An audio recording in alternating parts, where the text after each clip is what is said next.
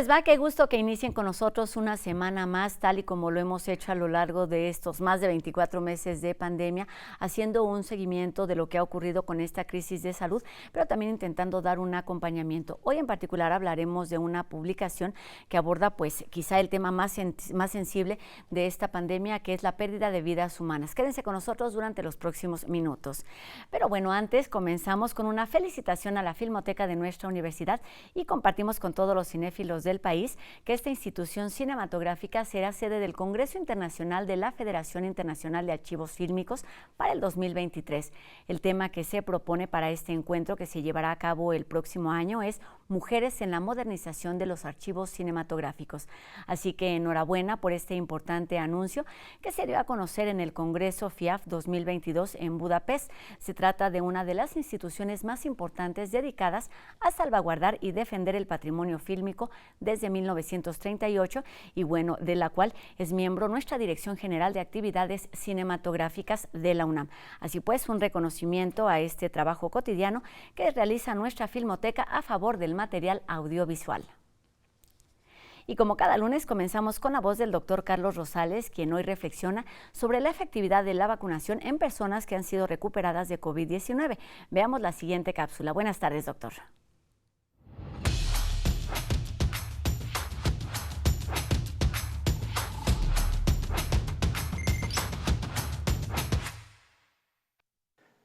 Gracias, Rosa. Muy buenas tardes.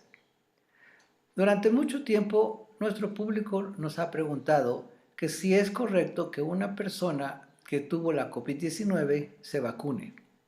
Nosotros siempre les hemos recomendado que la vacunación, después de haberse recuperado de la enfermedad, es una muy buena idea. Ahora, tenemos datos que lo confirman. 3 publicaciones científicas han aparecido recientemente y en ellas se confirma que en personas que se han recuperado de la COVID-19, la vacunación protege aún más. Un estudio en Brasil confirmó que personas que habían sido infectadas con el coronavirus y posteriormente recibieron un esquema completo de vacunación, tenían 45% de probabilidad de desarrollar una enfermedad grave. Estudios similares en Suecia encontraron la misma cosa. Más aún, un tercer estudio con trabajadores de salud en el Reino Unido también encontraron que personas que habían sido expuestas al virus y desarrollado la COVID-19, al recuperarse y tener después un esquema completo de vacunación, estaban casi totalmente protegidas de desarrollar la COVID-19 en cualquier forma, al menos durante 6 meses. Esto es, la vacunación encima de una infección natural protege muchísimo mejor. Si usted se enfermó y se recuperó, asegúrese de vacunarse. Si usted no se ha enfermado, igual complete su esquema de vacunación. Es lo mejor para protegernos todos. Muchas gracias. Hasta luego.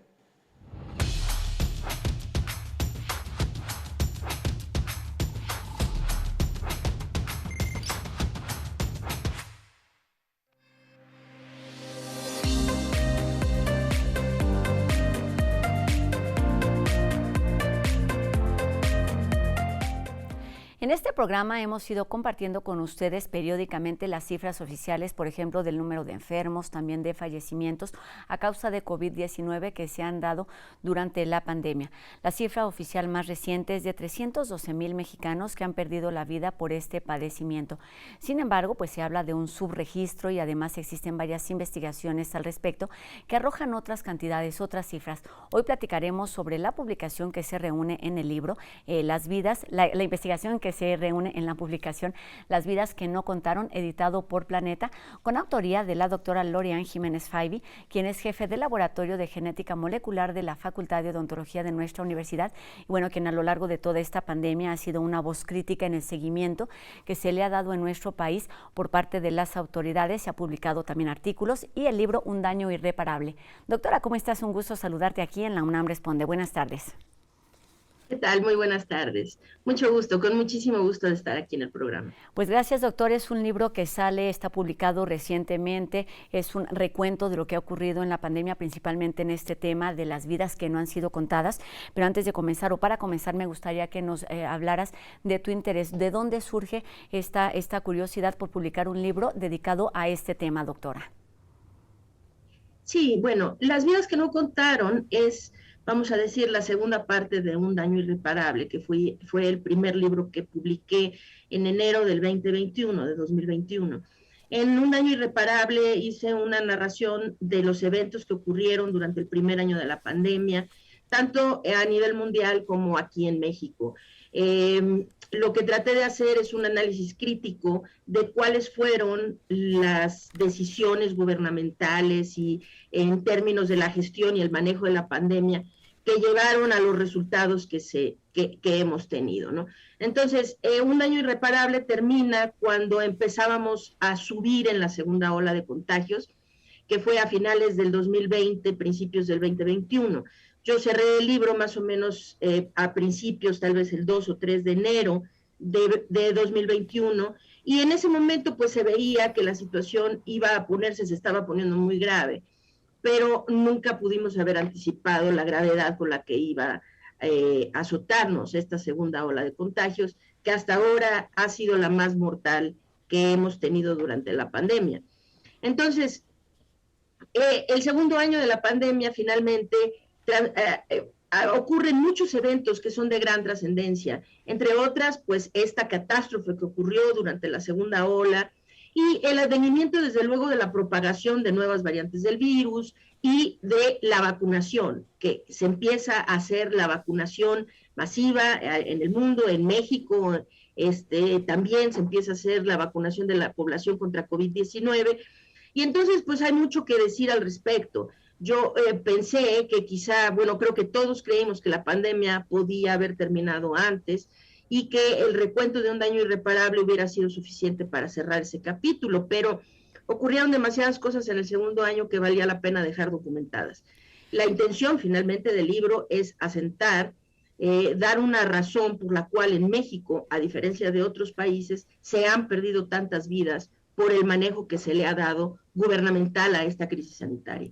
Entonces, esto en honor a los deudos, las familias que han perdido seres queridos durante la pandemia, tratar de dar una explicación de por qué en este país han muerto tantas personas y desde luego tratar de dar unas cifras más exactas, pero más que cifras en sí, el libro pretende documentar los porqués.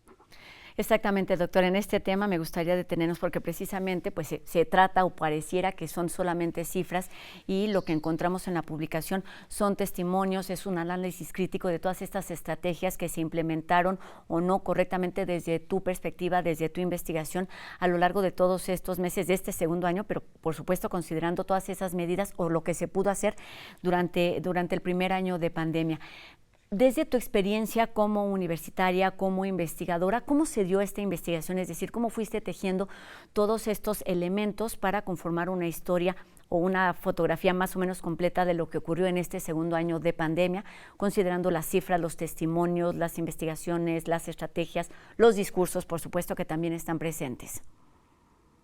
Sí, claro, bueno, desde el inicio de la pandemia yo comencé a documentar los acontecimientos, ¿no? Tanto a nivel mundial como en México, y hice un enfoque muy particular, desde luego, a nuestro país, cuando la situación comenzó a tornarse muy grave. Como describí en Un daño irreparable, pues inicialmente creo que todos pensamos que nos iba a ir bien, que íbamos a estar bien, que la crisis se iba a manejar correctamente en nuestro país, tuvimos más tiempo para prepararnos, tuvimos la anticipación de las experiencias de otros países y teníamos a alguien que parecía pues ser una persona capacitada para poder manejar adecuadamente esta crisis.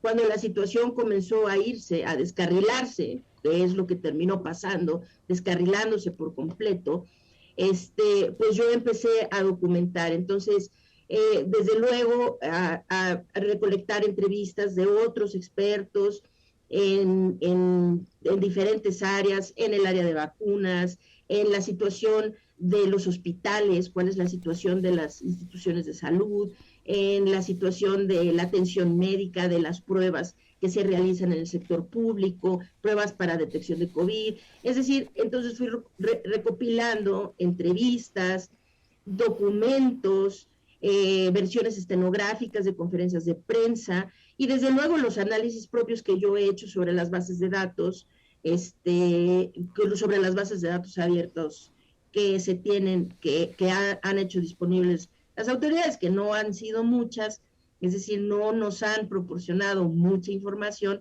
pero con la información que sí se tiene es posible hacer análisis independientes de cómo la situación ha progresado. Por ejemplo, cómo ha influido la estrategia de vacunación sobre la mortalidad en diferentes grupos de edad. Eso es algo que pongo en el libro y es un punto muy sensible de que al no haber implementado una campaña de vacunación suficientemente eficiente, efectiva, para vacunar de forma rápida a una proporción amplia de la población, pues esto cobró vidas durante la tercera y la cuarta ola de contagios. Total, es así como he ido haciéndolo, o sea, recopilando información, evidencias, haciendo análisis de las bases de datos, y en el libro, particularmente este segundo libro, Las vidas que no contaron, hago e incluyo los testimonios de muchos otros profesionales, como por ejemplo el doctor Francisco Moreno, el doctor Arturo Erdely, el doctor Javier Tello, el doctor Francisco Espinosa Rosales, es decir, incluí y algunas personas como por ejemplo Mario Romero Zavala y Lorian de Spiegel, quienes ellos fueron las primeras personas en hablar sobre el exceso de mortalidad en nuestro país y en destapar estas cifras que ni siquiera se estaban mencionando antes de que ellos empezaran a hacer sus estudios. Entonces, pues sí, trato de hacer una labor conjunta en donde contribuyen varias personas a lo que en este libro finalmente estoy narrando. Doctora, tocaste un tema importante o un concepto importante que es el exceso de mortalidad, el del subregistro. Y me gustaría que nos explicaras justo cómo lo fuiste manejando tú y cómo lo fuiste entendiendo para hablar de las cifras, pero que no solamente se quedaran ahí, sino pues un poco intentar ponerle rostro y hacer lo que haces al final del libro, es no normalizar la tragedia, que es algo que parece que se ha dado a lo largo de estos años desde tu experiencia o desde tu perspectiva, al menos así lo entendí. Sí, definitivamente. Eso finalmente para mí es quizá lo más importante de todo esto, ¿no? Desde luego que con escribir estos dos libros he tenido la intención de dejar un testimonio que sirva históricamente para entender qué pasó en nuestro país durante la más grande crisis sanitaria que se ha tenido en más de un siglo, durante más de un siglo a nivel mundial, ¿no? Entonces, dejar este testimonio escrito, pues sí fue una de las intenciones, pero la más importante de todas es visibilizar, no revictimizar a las víctimas. Es decir, hay gente que ha perdido seres queridos innecesariamente, vidas que pudieron salvarse, vidas que no debieron perderse, que eran muertes prevenibles, de haberse manejado distinto la pandemia, de haber dado mejor información por parte de las autoridades a la población, de no haber minimizado lo que estaba sucediendo, de haber tomado las medidas necesarias, como ampliar la capacidad de pruebas diagnósticas, como realmente tratar de hacer una estrategia de contención de los contagios. Es decir, hubo muchas cosas, acelerar la vacunación, desde luego, vacunar a los niños pronto, poner los refuerzos en tiempo y forma para proteger la vida de los adultos mayores. Es decir, hubo muchas cosas que se pudieron hacer para salvar estas vidas que se perdieron, que son tantísimas. Y si hablamos de exceso de mortalidad, estamos hablando que hay diferentes estimaciones, ¿no? Es decir, el gobierno tiene una estimación del exceso de mortalidad que en el último reporte que hace público habla de 671,727 vidas perdidas por la pandemia, o sea, cerca de 700,000 vidas perdidas. Eso es la cifra que maneja el gobierno.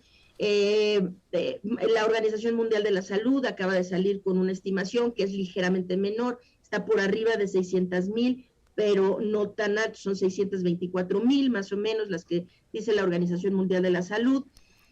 Y otro artículo que, por ejemplo, se publica en The Lancet en el mes de abril, está hablando de 798,000 vidas perdidas en México por la pandemia. Entonces, hay diferentes estimaciones del exceso de mortalidad y se necesitará cuadrar con todas las cifras en meses por venir para tener una idea más exacta de cuánta gente. Pero lo que es cierto es que los 324,000 defunciones que se registran oficialmente como cifras de la pandemia que la Secretaría de Salud publica, es una cifra muy, muy subestimada.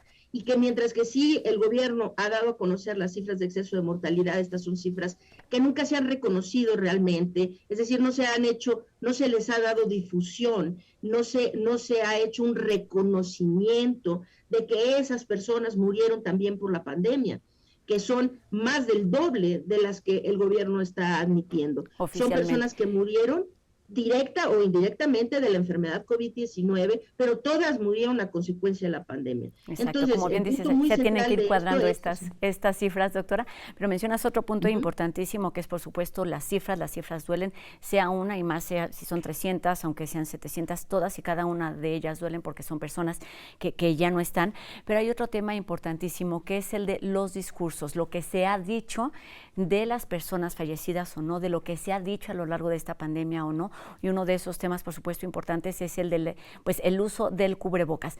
¿Cómo vas tú entendiendo cada uno de estos mensajes para intentar entender lo que ha sido la consecuencia, que son las víctimas que están o no registradas oficialmente, doctora? Bueno, sí, han habido muchos mensajes por parte de las autoridades que han sido, pues hay que decirlo con claridad, han sido directamente responsables de muertes, ¿no? Como por ejemplo, el negar durante tanto tiempo, negar la utilidad del uso del cubrebocas para controlar la transmisión de esta enfermedad. Es decir, desde el primer año de la pandemia fue una negación constante, la renuencia del presidente de la República a ponerse un cubrebocas, la renuencia del subsecretario de Salud a promover el uso del cubrebocas, y después todo esto se politizó. Es decir, ¿cuántas vidas hubieran podido salvarse? ¿Cuántas personas se hubieran salvado de infectarse? Incluso las que no murieron, pero de haber padecido la enfermedad, ¿verdad? De haberse promovido adecuadamente y de forma masiva el uso del cubrebocas, como debió haberse hecho, como se sigue teniendo que hacer. Es decir, en últimas fechas ya circula la noción equivocada de que de alguna manera la pandemia ya terminó, y la pandemia no ha terminado. Y esto de que ahora el cubrebocas puede ser muy opcional, esto es realmente falso y es contraproducente y pone vidas en riesgo. Debemos todavía estarnos cuidando contra la transmisión de esta enfermedad potencialmente letal, que en nuestro país, en estimaciones, ha cobrado la vida de casi 800,000 personas. Entonces, los mensajes han sido importantísimos, el del cubrebocas es uno, pero hay otro mensaje, por ejemplo, que se dio durante más de un año, que es responsable de la muerte quizá de centenas de miles de mexicanos, que fue el mensaje de quédate en casa, al menos de que tengas dificultad respiratoria. Este mensaje se dio al inicio de la pandemia, quizá muy al inicio por desconocimiento, pero muy pronto supimos que para salvar vidas de COVID-19, una de las claves centrales es la atención temprana. Es decir, la atención temprana de COVID-19 salva vidas. Y lo que aquí se instruyó desde la autoridad máxima fue quédese en casa, al menos que le falte la respiración, al menos que tenga dificultad respiratoria. Lo que esto hizo fue llevar a la gente a acudir al médico o al hospital ya demasiado tarde para poder hacer algo para salvarles la vida. Entonces, este mensaje reiterado, incluso cuando ya sabíamos que la clave era atenderlos de forma temprana, ver esos casos de forma temprana, y se siguió dando ese mensaje criminal, ¿no? De decirle a la gente, quédate, porque con COVID-19, que ahora sabemos que es mucho más que solo una enfermedad respiratoria, es una enfermedad multisistémica. Cuando a una persona ya siente que le falta la respiración, sus pulmones están ya demasiado dañados, es decir, ya el daño es muy extenso y es muy complicado salvarle la vida, o por lo menos que salga de esto sin tener secuelas realmente muy, muy complicadas tal vez debilitantes o incluso incapacitantes. Entonces, estos mensajes sí, desde luego, han hecho una diferencia gigantesca, porque decirle a la gente, no vayas al hospital hasta que te falte la respiración, sin duda eso cuidó la ocupación hospitalaria, eso cuidó camas vacías, ¿verdad? Pero eso llevó a mucha gente a morir. Entonces, pues estos son el tipo de relatos que hago en el libro, de cuáles son las razones por las que somos un país que tiene tan malas cifras de desempeño durante la pandemia. Y no hablamos solo de muertes, es decir, las cifras de México son realmente muy tristes, muy malas en términos de nuestro desempeño de la pandemia, cifras de muertes totales, cifras de exceso de mortalidad, de orfandad, que es una cifra de la que nadie está hablando, y somos el segundo país en el mundo que ha generado más huérfanos de padre, de madre o de ambos cuidadores durante la pandemia a consecuencia de COVID. Sí, sabemos que son muchísimos los temas, doctora, se nos está terminando el tema, sabemos que es importantísimo lo que se dice, tanto como lo que se hace, y pues para terminar esta entrevista me gustaría que desde tu voz, desde tu opinión, un poco nos explicaras cuál es el objetivo de esta publicación. Ya lo decías antes, es un reconocimiento, pero es también un trabajo de divulgación, de difusión, de memoria, y al mismo tiempo que nos hablaras desde tu opinión, insisto, si es que algo se ha hecho bien o qué se ha hecho bien desde las autoridades en este manejo de estrategias para atender, para detener lo que ha sido una crisis de salud que ha puesto no solamente a México, sino al mundo de cabeza en muy distintos niveles y en muy distintos números, lamentablemente. Bueno, supongo que hay algunas cosas que se han hecho por lo menos parcialmente bien, ¿no? Fuimos el primer país en Latinoamérica que comenzó a vacunar contra COVID-19, eso pues podría ser una palomita, ¿no? O sea, lo hicimos bien. Ahora el tache muy grande es que desde entonces somos en Latinoamérica uno de los países que tiene la cobertura más pobre de vacunación, ¿no?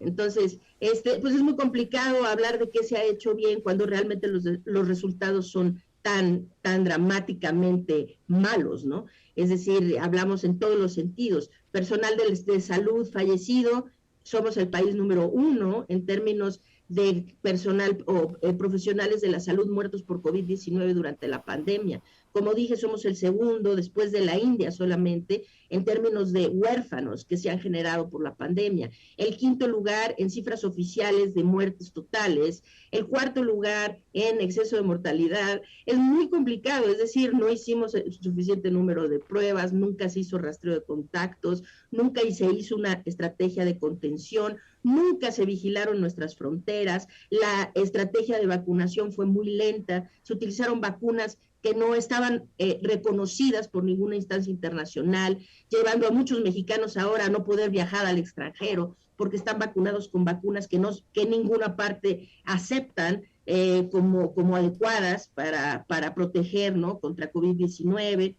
O sea, supongo que si hay que hablar de algunas cosas, en Ciudad de México, por ejemplo, la campaña de vacunación fue mucho más eficiente que en otras partes del país, eso sin duda. Ciudad de México hizo un par de cosas, es decir, la estrategia a nivel nacional, pues es muy complicado decir Tampoco que se hizo bien cuando pareja. realmente los resultados son tan graves, ¿no? Ciudad de México tuvo algunas cosas en particular, pero igual, vamos a decir, ¿cuál es el juicio de valor final? Es decir, ¿cuál es la variable que termina siendo el indicador de éxito o de fracaso, ¿no? Porque podemos hablar, pues sí, la vacunación fluyó mucho mejor en Ciudad de México, es verdad. Ciudad de México hizo más pruebas que cualquier otra entidad federativa, es verdad. Sí, pero si vemos a Ciudad de México a nivel mundial es la ciudad número 1 con el mayor exceso de mortalidad. A nivel mundial es la ciudad que tiene mayor exceso de mortalidad. Entonces, pues justamente tirar unas rositas para decir, bravo, qué bueno que se agilizó la campaña de vacunación, cuando el resultado final es que es la ciudad con más exceso de mortalidad, me parece muy complicado hablar de qué se hizo bien cuando más bien deberíamos tratar de estar explicando qué es lo que se hizo mal para corregirlo. Como se ha hecho a lo largo de esta pandemia, sabemos que ha sido una crisis complicada, una crisis muy compleja por la situación misma, por el manejo que se ha dado de ella, y por supuesto hay distintas voces como la tuya que han sido muy críticas con las estrategias, con lo que ha sucedido, pero sucede así, y lo más importante es cada uno crear nuestro propio criterio. Es aquí esta alternativa, Las vidas que no contaron, de Editorial Planeta, escrito por Lori-Ann Jiménez Faibi, quien es autora también de Las vidas que no contaron y de Un daño irreparable, jefa del Laboratorio de Genética Molecular de la Facultad de Odontología de nuestra universidad. Es importante tener herramientas y crearnos nuestro propio criterio. Doctora, muchísimas gracias, y pues seguimos en contacto para estos temas relacionados con la pandemia en México. Buenas tardes. Muy buenas tardes. Gracias. Muchas gracias por la invitación. Gracias, doctora. Estamos en contacto. Y tenemos más información aquí en la UNAM Responde. Vamos con Jack Dorsey, quien es el creador de una de las redes sociales más importantes alrededor del mundo. Estamos hablando de Twitter. Y Dani Quino nos platica enseguida sobre algunos de los intentos que tuvo que realizar este hombre innovador. Enseguida en No Memes. Una idea que tuvo Jack Dorsey hace décadas es hoy un uso común y casi una necesidad informativa para muchos. El 19 de noviembre de 1976 nació en Missouri, Estados Unidos, Jack Patrick Dorsey. Estudió en una universidad de su estado natal y luego se cambió a la Universidad de Nueva York, donde se le ocurrió hacer una red social que permitiera compartir estados cortos de forma rápida. Abandonó la universidad en 1999, un semestre antes de terminar la carrera, y creó una compañía de mensajería, taxis y servicios en la web. Por esos años realizó un prototipo de su idea, pero no funcionó. En 2008 trabajó en una empresa de podcast llamada Odeo. Allí conoció a Bee Stone y Evan Williams, quienes serían sus socios para crear en 2011 Twitter. Desde entonces y hasta la fecha ha sido el presidente ejecutivo de esa empresa, que hoy resulta indispensable para la vida social.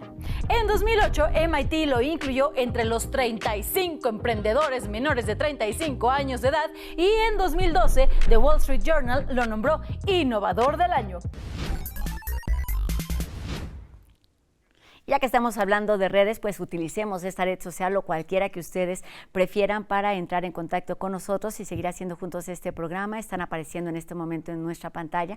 Sigamos haciendo juntos este programa, resolvamos dudas y creemos también pues en nuestra propia red de apoyo y de conocimiento. Con esto terminamos nuestro programa de hoy y los invitamos a que nos acompañen el día de mañana en una emisión más de la UNAM Responde, por supuesto 2:30 por TV UNAM.